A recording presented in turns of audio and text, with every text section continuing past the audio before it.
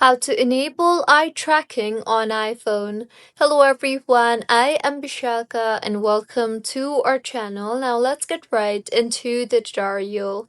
Eye tracking works on newer iPhones with Face ID running iOS 18 or later. So if you meet the requirement, go ahead and launch the settings application on your device and then tap on the accessibility option. Further, under the Physical and Motor tab, you will see the option for eye tracking.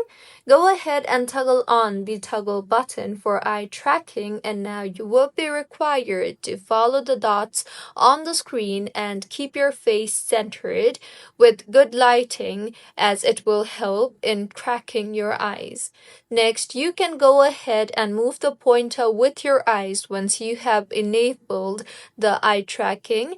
You can also select items by dwelling or use it with assistive touch. You can then go ahead and adjust the pointer speed or dwell time if required in the eye tracking settings itself.